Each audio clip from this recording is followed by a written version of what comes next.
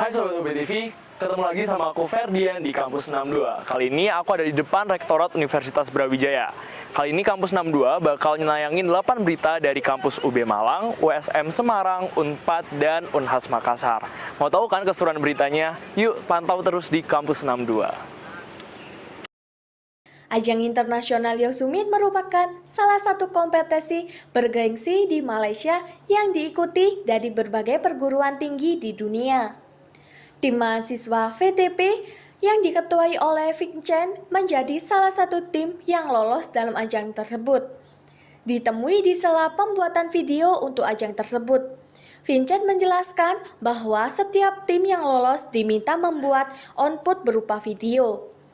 Timnya kemudian mengolah mie instan yang sehat dengan kombinasi bakteri probiotik. Ini kami kebetulan agenda kami take video untuk keperluan lomba nanti. Jadi kami melakukan beberapa demo masak. Jadi kebetulan lomba kami itu membuat diversifikasi pangan, khususnya pangan mie yang kami buat, mie instan. Jadi hari ini kami di Food Lab hari ini membuat mie tersebut. Oke, keunggulan dari produknya karya yang kakak bikin itu apa? Baik, untuk karya kami, keunggulannya adalah mie kami difortifikasi dengan Bacillus coagulans spore, yang mana itu adalah salah satu bakteri probiotik yang dapat meningkatkan kesehatan usus. Selain itu, kami juga memanfaatkan tepung sorghum dan tepung soy, yang mana tepung tersebut dapat meningkatkan kadar protein dari mie kami. Sehingga kesehatan probiotik dari kandungan probiotik dan kandungan protein yang mungkin tadinya mahal dan susah dijangkau oleh masyarakat menengah ke bawah dapat dijangkau oleh masyarakat menengah ke bawah. Mie ini akan menjadi olahan yang sehat bagi usus dan juga ramah kantong sehingga dapat menjadi diversifikasi pangan di Indonesia.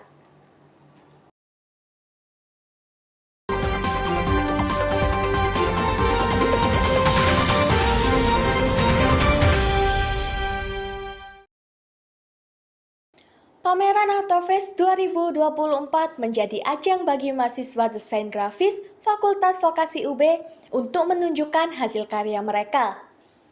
Ditemui di sela pameran, Ketua Tim Mahasiswa Fakultas Vokasi, Jihan Rohadatul Aishi, mengatakan bahwa timnya membawa 4 jenis permainan dengan menonjolkan unsur budaya Nusantara. Permainan ini merupakan hasil eksperimen mereka setelah menempuh perkuliahan di Fakultas Vokasi UB. 4 permainan tersebut adalah Kristara, Samobel, Holik, Kajoe, Tangan Adventure, dan Battle Royale Nusantara.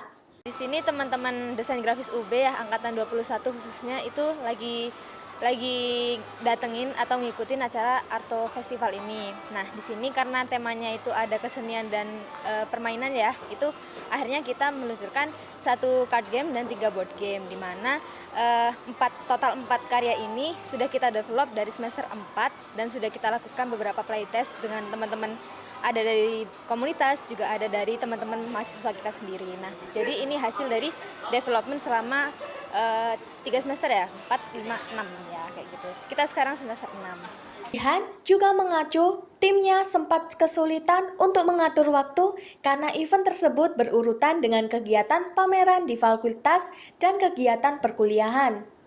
Untuk Artofest sendiri tantangannya mungkin waktu kali ya. Soalnya kan kita kebetulan kemarin di MCC juga ada pameran nih, Doja International Design Exhibition. Terus nggak selang itu kan tanggal 21 selesainya. Terus besoknya tanggal 22 ada Artofest ini. Jadi kita setelah loading out desain di MCC, kita langsung loading in di sini. Jadi mengejar waktu juga, terus juga teman-teman kan board game-nya harus ditata kembali, didisplay ulang, terus menambah kekurangan-kekurangannya kayak ada desain yang kurang atau banner yang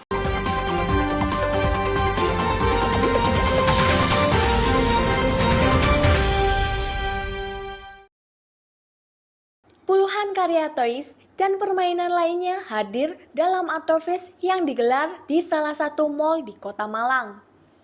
Pameran yang digelar oleh Mall Art Oin ini merupakan yang pertama digelar di dalam mall.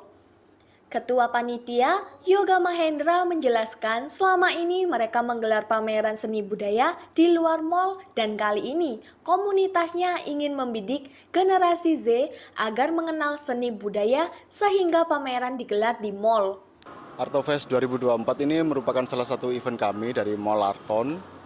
Untuk tema besar kita di sini adalah memperkenalkan seni ke mall atau mungkin sebaliknya mall ke seni karena ini event pertama kita ya dengan lokasi di mall. Untuk latar belakang diadakannya acara ini tuh apa serta tujuan apa yang ingin didapat nantinya? Kalau latar belakangnya kita kan ini ya, kita sekumpulan teman-teman ini yang suka berkesenian, suka bikin event, ikut event apa gitu. Kita mencoba nih, kalau dari kemarin kita pameran lukis, pameran patung, sekarang kita mau bikin yang gimana kalau pameran toys ya, kayaknya menarik nih. Kita belum pernah ada yang pengalaman di bidang toys misalkan. Kita sama teman-teman dari Lidos, komunitas Toys Maker Malang, kita kerjasama untuk bikin pameran ini. Tujuannya apa, Pak? Tujuannya sepertinya merawat budaya ya. Oke. Siapa lagi kalau ini nggak bikin kegiatan berkesenian gitu. Yoga berharap dengan pameran ini maka semakin banyak anak muda yang mau belajar seni budaya serta mengembangkannya dengan pendekatan teknologi. Pameran ini juga menjadi ajang untuk berjejaring sesama pegiat seni dan developer permainan di Malang Raya.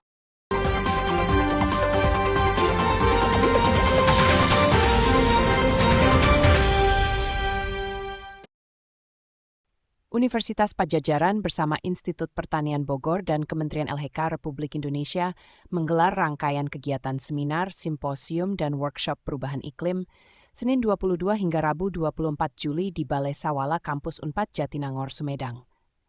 Kegiatan dibuka secara resmi oleh Kepala Badan Standarisasi Instrumen Standarisasi Lingkungan Hidup dan Kehutanan Ari Sujianto.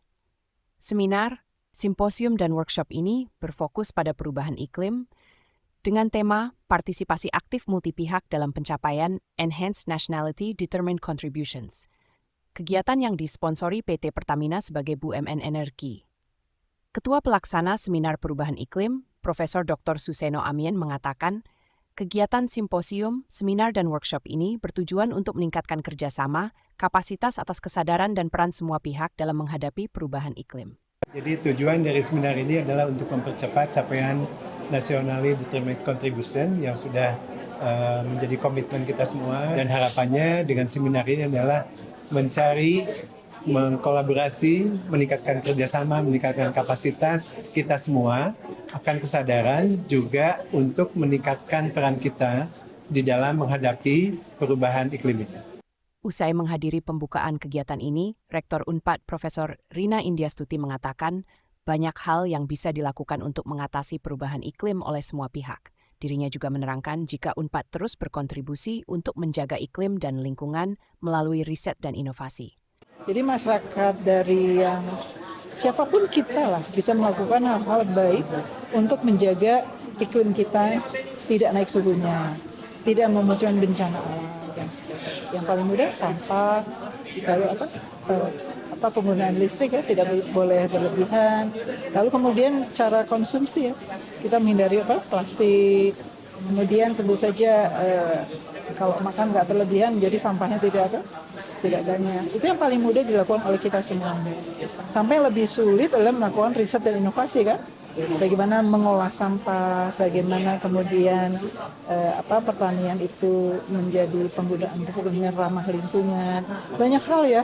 Jadi dimensi lingkungan ini sangat lebar. Ya tentu Unpad ya. Unpad punya program studi tentang lingkungan, punya pusat riset tentang lingkungan, punya karya-karya riset terkait dengan lingkungan. Karena itu rasanya Unpad terus lah ya akan berkontribusi pada siapapun untuk melakukan bagaimana kita menjaga lingkungan kita lewat hasil riset inovasi yang saya pikir teman-teman sudah melakukan banyak hal ya.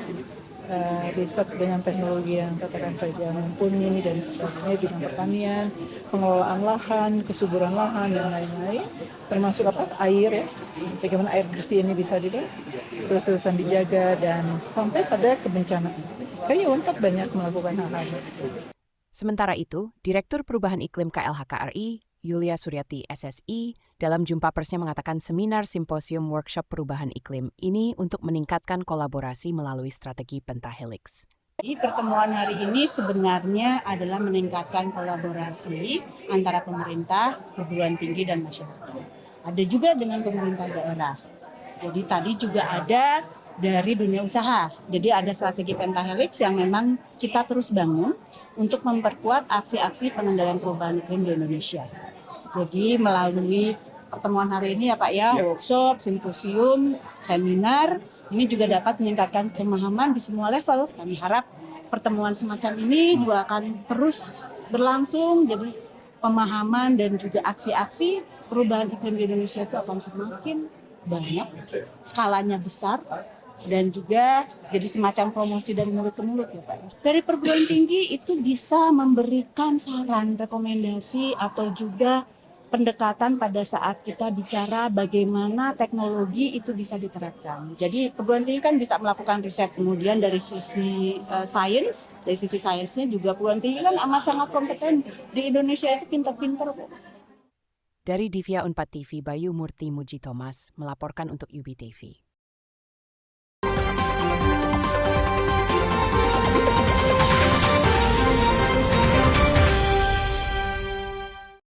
Menyambut Hari Kebangkitan Teknologi Nasional atau Harteknas ke-29, Universitas Padjadjaran bersama Badan Riset dan Inovasi Nasional hadirkan Hybrid Goes to Kampus Unpad Creator and Innovator Expo 2024. Selasa 16 Juli di Balai Sawala Unpad. Puluhan stand riset dan inovasi karya mahasiswa Unpad ditampilkan dalam Unpad Creator and Innovator 2024.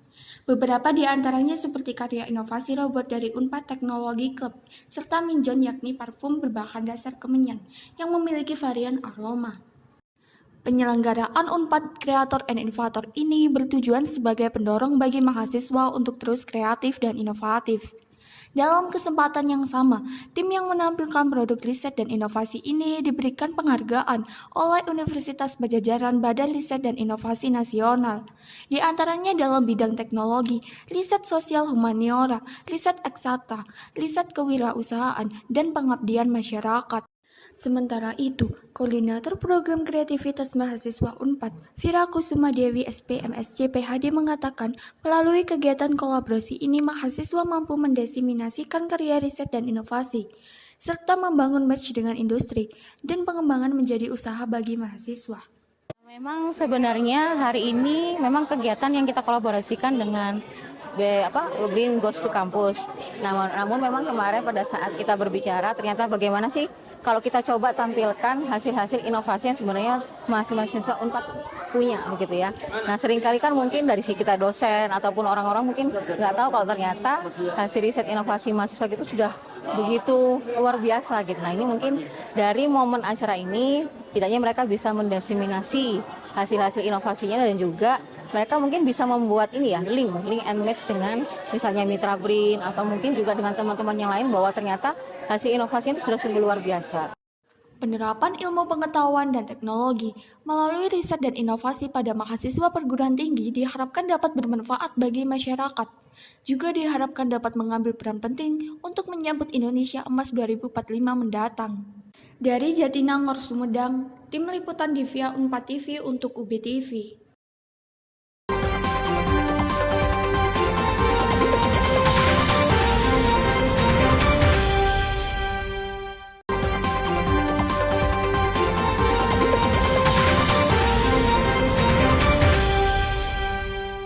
Liga Tenis Meja Nasional Antar Klub usai digelar. Kejuaraan yang digelar Guru Universitas Semarang pada 12 hingga 14 Juli 2024 ini turut diikuti 34 klub tenis meja yang berasal dari 10 provinsi di Indonesia. Sebanyak 344 atlet turut berlaga dalam kompetisi tersebut. Acara ini tidak hanya menjadi ajang kompetisi, tetapi juga menandai penandatanganan Memorandum of Understanding atau MOU antara PT Aliansi Tenis Meja Indonesia dan USM terkait pengembangan olahraga tenis meja. Ketua Liga Tenis Meja Nasional Antar Klub, Franky Setio Prabowo turut mengungkapkan bahwa melalui penandatanganan kerjasama ini para atlet berprestasi dapat melanjutkan pendidikan dengan baik. Kami intinya bisa bekerja sama dengan baik Karena harapan kami gini Mas, ketika nanti kita ada kerjasama dengan pihak seperti universitas itu sendiri, karena ini kan kita berjenjang dari SD, SMP, dan SMA. Nah dari situlah kita punya, sekarang dari kami itu punya keinginan anak-anak nanti atau adik-adik ini bisa masuk ke USM sendiri dengan bahasa dari prestasi mereka dapat keringanan atau bahkan free untuk masuknya atau dapat beasiswa. Saya awalnya itu tidak menyangka sampai segitunya, karena kan kami awalnya itu kan kerjasama itu kan dari kita ingin meminjam tempat, tapi dari beliau Pak WR3, Pak Junaidi memberikan beberapa opsi, dan itu sangat di luar dari pemikiran kami, benarnya di situ.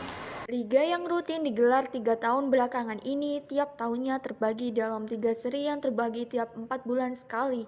Liga Tenis Meja Nasional antar klub ini terbagi ke dalam 6 kategori kelompok umur, U13, U15, U19, baik putra dan putri. Wakil Rektor 3 USM Dr. Andes Muhammad Junaidi turut mengapresiasi gelaran Liga Nasional antar klub ini. USM hari ini dan sampai hari Minggu besok menyelenggarakan kegiatan lomba pingpong yang kemudian kita sebut sebagai lomba pingpong nasional. Acara ini merupakan bentuk kerjasama dengan asosiasi organisasi pingpong ya Jawa Tengah dan organisasi pingpong nasional yang tentunya bertujuan untuk mengkader ya, kita mencari bibit-bibit unggul ya para atlet tenis meja yang kemudian ke depannya nanti bisa kita kirimkan di ajang nasional, kompetisi nasional maupun kompetisi internasional. Dan harapan besar yang lain tentunya kami juga bisa memberikan kesempatan bagi para atlet tersebut kalau ingin berkuliah di USM, tentunya nanti silahkan berkuliah di USM yang karena USM menjadi salah satu jembatan masa depan bangsa, termasuk para atlet pingpong yang kemudian sedang bertanding atau tenis meja yang sedang bertanding hari ini di USM. Dari Semarang, tim liputan USM TV untuk UB TV.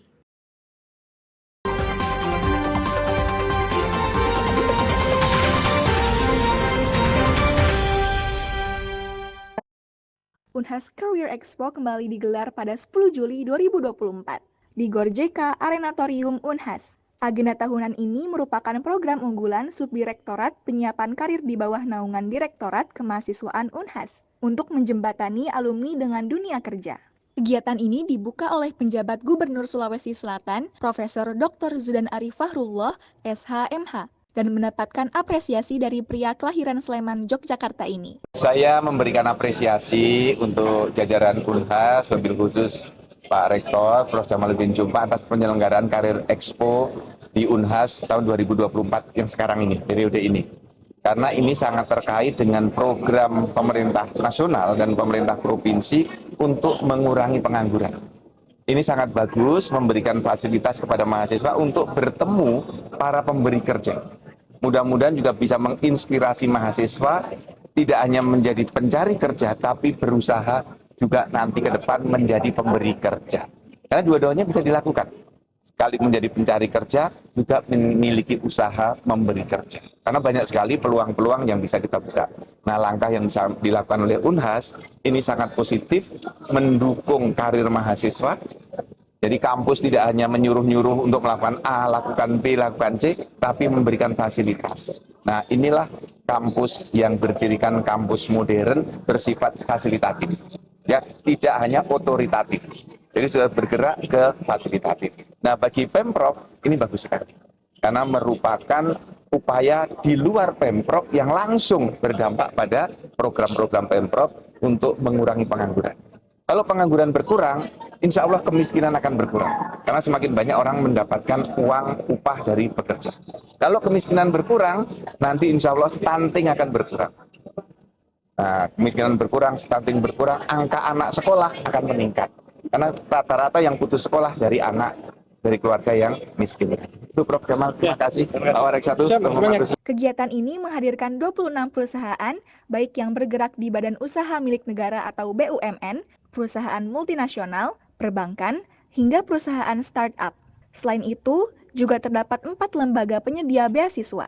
Terdapat booth yang disediakan untuk masing-masing perusahaan yang dapat dikunjungi untuk memperoleh informasi seputar pendaftaran. Tak hanya peserta, PJ Gubernur didampingi pimpinan kampus juga melakukan kunjungan ke booth 2 yang tersedia. Selain booth, peserta juga mendapatkan talk show dan sharing session dari beberapa perusahaan hadir.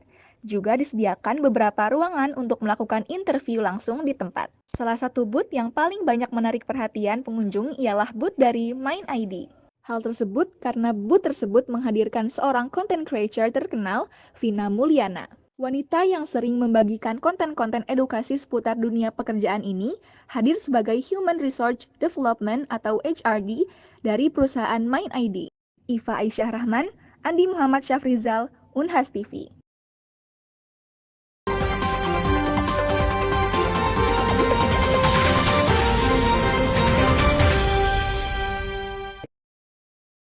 Benchmarking yang dilakukan oleh Satgas Disabilitas Unpad ke Pusdis Unhas merupakan benchmarking ketiga yang dilakukan oleh Pusdis Unhas setelah benchmarking bersama Universitas Semarang, Universitas Dipa Makassar, dan Universitas Padjadjaran. Tujuan benchmarking Satgas Disabilitas Unpad ke Pusat Disabilitas Unhas yaitu untuk bekerja sama, belajar, dan berbagi pengalaman untuk mewujudkan kampus yang inklusif. Kepala Pusdis Unhas, Dr. Ishak Salim SIPMA, dalam sambutannya menyampaikan bahwa pentingnya ruang resistensi di kampus bagi para penyandang disabilitas.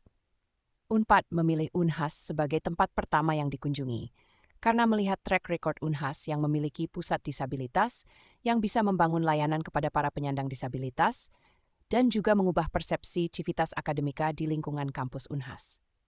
Sehingga hal ini menjadi poin penting bagi Unpad untuk mengunjungi Unhas terlebih dahulu sebelum berkunjung ke perguruan tinggi lainnya. Kegiatannya ada beberapa tema yang akan kami diskusikan. Yang pertama itu soal layanan, jadi layanan disabilitas apa saja yang kami berikan, mulai dari mobilitas, kemudian komunikasi, dan juga layanan belajar. Lalu diskusi lanjutnya adalah mengenai aksesibilitas kampus, lalu aksesibilitas sistem pembelajaran yang digital itu, kemudian bagaimana mengelola relawan dan website udc.unhas.ac.id. Dr. Nurliana Cipta Apsari SSOS MSW sebagai perwakilan dari Satgas Disabilitas Unpad juga turut membawakan sambutannya. Ia menyampaikan bahwa ia sangat terkesan dengan nuansa kekeluargaan yang cair dan mendukung di Pusdis Unhas. Pada mahasiswa, tapi juga kepada dosen dan seluruh tenaga kependidikan di Universitas Padjadjaran, sehingga Universitas Padjadjaran yang lebih inklusif itu bisa juga terbangun. Melalui benchmarking ini, Dr. Nurliana berharap Satgas Unpad bisa naik tingkat menjadi kantor atau menjadi pusat bahkan satuan yang memiliki wewenang merekomendasikan perubahan mindset dan layanan yang inklusif.